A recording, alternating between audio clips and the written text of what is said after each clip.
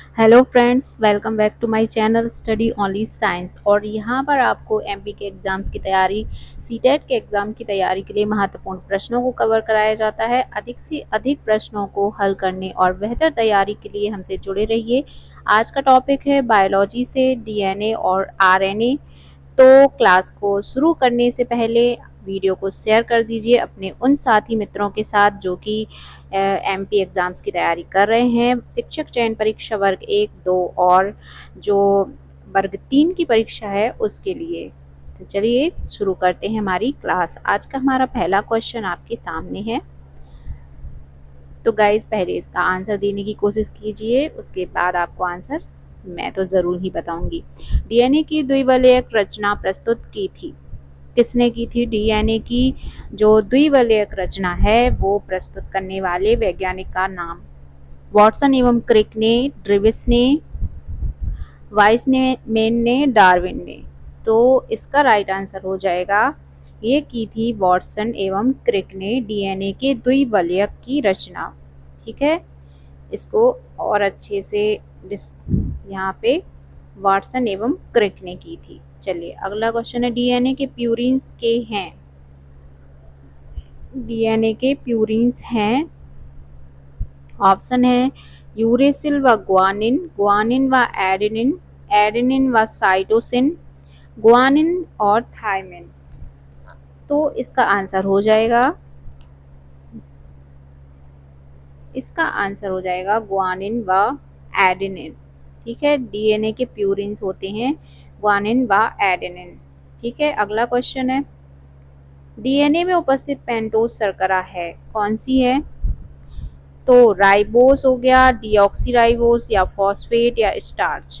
तो गाइज इसका right answer हो जाएगा, डीएनए में उपस्थित पेंटोज शर्करा डीऑक्सीराइबोस होती है।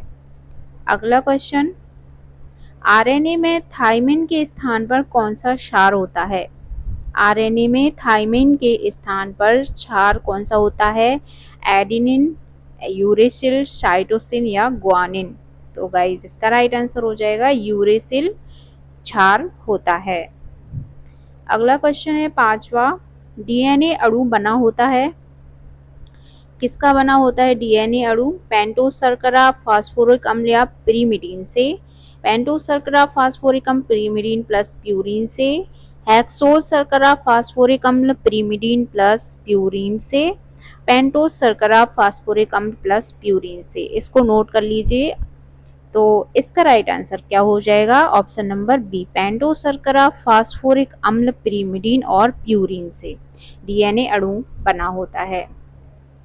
अगला क्वेश्चन है, डीएनए के आनुवंशिक पदार्थ होने का सबसे प्रबल प्रमाण है।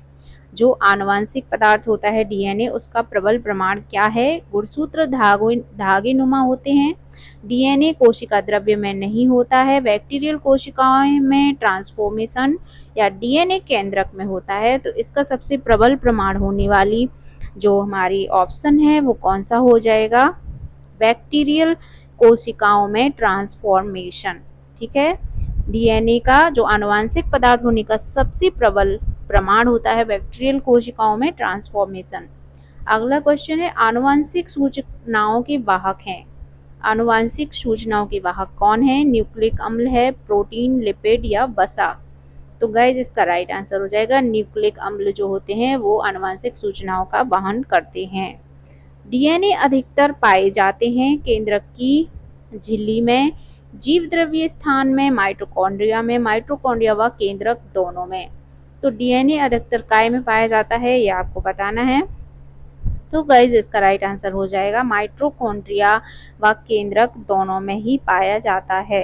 इसका ऑप्शन नंबर डी इसका राइट आंसर हो जाएगा।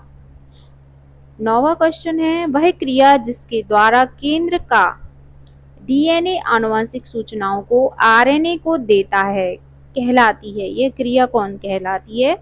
ट्रांसडक्शन, ट्रांसक्रिप्शन, ट्रांसलेशन या ट्रांसपोर्टेशन। तो गाइज इसका राइट आंसर हम बताएंगे, इसका राइट आंसर हो जाएगा ट्रांसक्रिप्शन कहलाती है। ठीक है, ट्रांसक्रिप्शन कहलाती है। चलिए अगला क्वेश्चन है, डीएनए निम्न में किसी एक में नहीं मिलता है, वह है?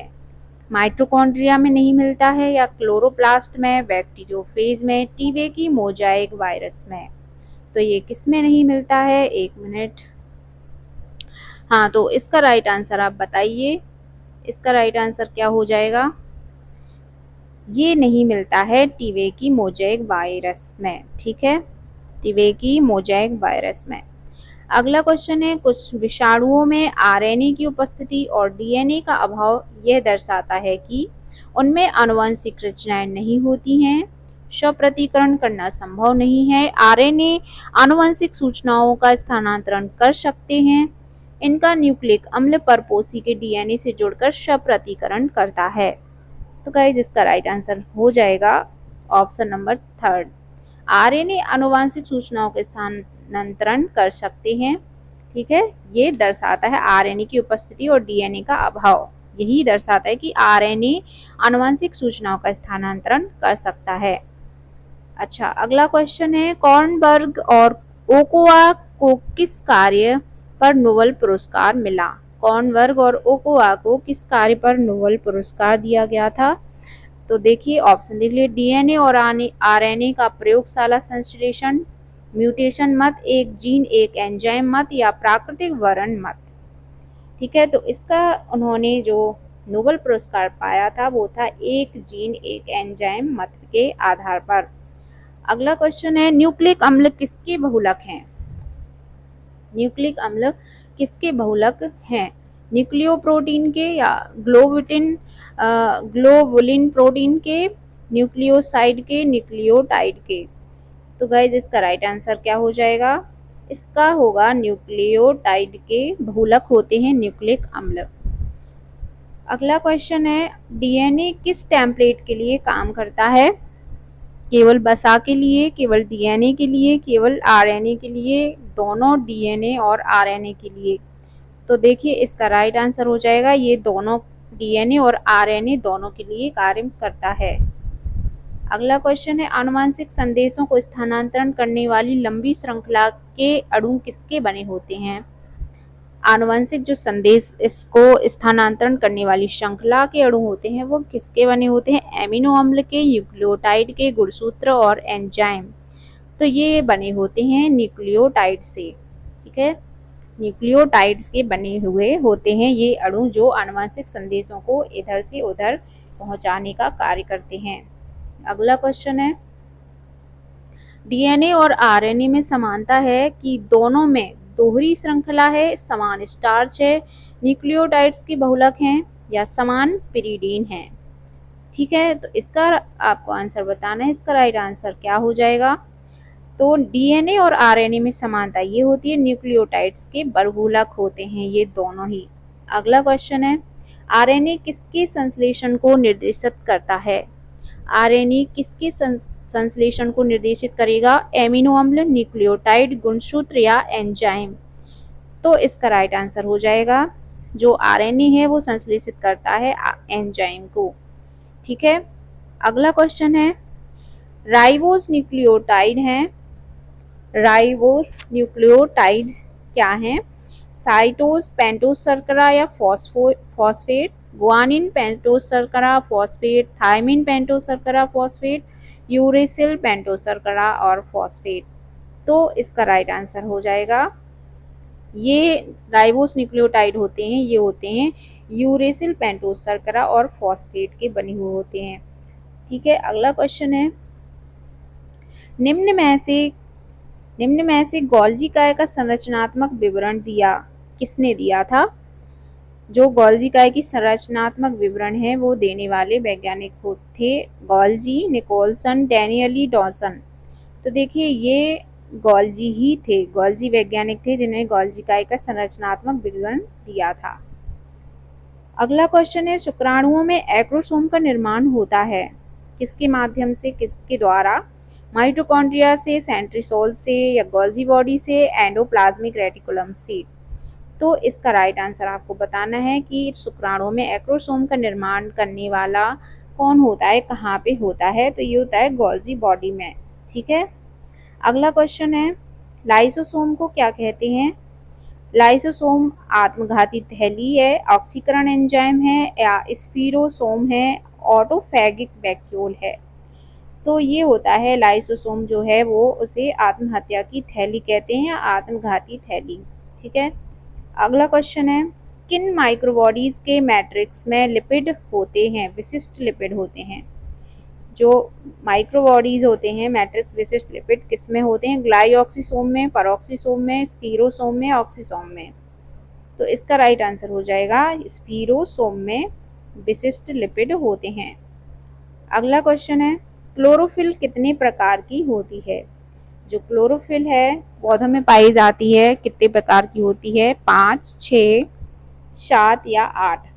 तो देखिए इसका राइट आंसर क्या हो जाएगा, ये होता है 8 प्रकार का।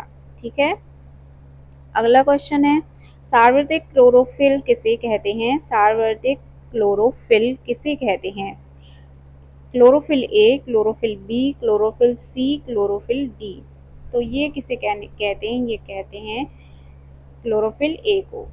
ठीक है, रेड ड्रॉप प्रभाव किससे संबंधित है, रेड ड्रॉप प्रभाव किससे संबंधित है, प्रकाश संश्लेषण, श्वसन, उत्सर्जन या वाष्पोत्सर्जन से। तो इस क्वेश्चन का राइट आंसर हो जाएगा ये है प्रकाश संश्लेषण से संबंधित रेड ड्रॉप प्रभाव।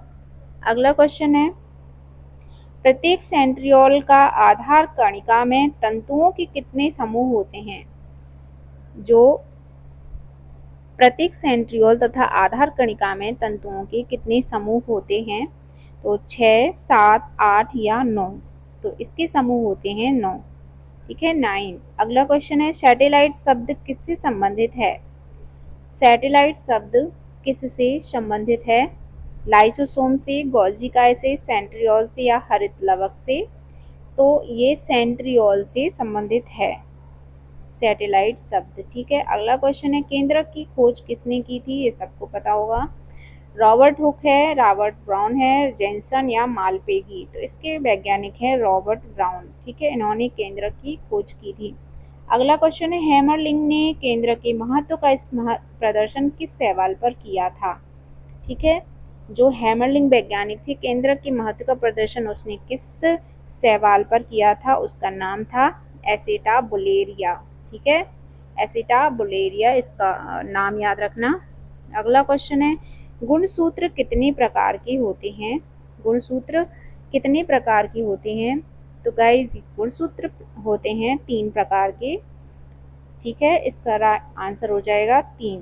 ठीक है, गुणसूत्र जो होते हैं वो 3 प्रकार के होते हैं। अगला क्वेश्चन है भी के समान गुणसूत्र किस में पाया जाता है, भी के समान गुणसूत्र अंतःकेंद्रीय, अग्रबिंदु पर, उपमध्य केंद्रीय या मध्य केंद्रीय। तो भी के समान जो गुणसूत्र हैं वो मध्य केंद्रीय पाया जाता है। नेक्स्ट क्वेश्चन न्यूक्लियोसोम में कितने न्यूक्लियोटाइड्स जोड़ी पाई जाती है, कितने न्यूक्लियोटाइड्स जोड़ी पाई जाती हैं, 50, 100, 150 या 20। तो इसमें 200 जोड़ियां पाई जाती हैं न्यूक्लियोटाइड्स की।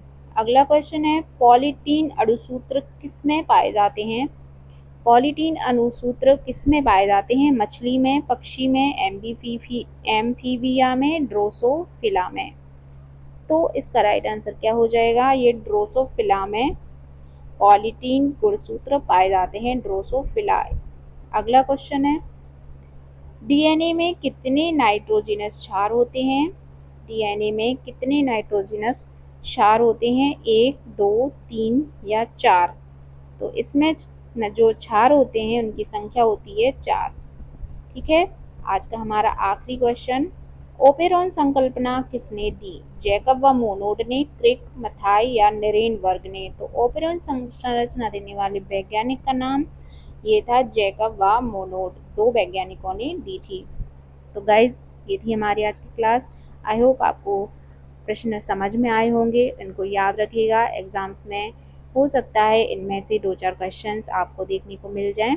चलिए मिलते हैं नेक्स्ट टॉपिक के साथ, और हमारी क्लास इसी टाइम पर होती है, डेली होएगी आज से। और हम संडे को इसके साइंस साइंस की पेडागोजी भी लेकर आ रहे हैं, तो हमारे साथ जुड़े रहिए। मिलते हैं अगली क्लास के साथ।